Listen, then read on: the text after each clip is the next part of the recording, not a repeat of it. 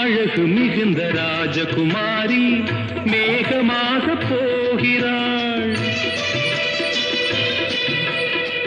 ஜரிகை நெளியும் சேலை கொண்டு மலையை மூட பார்க்கிறாள்.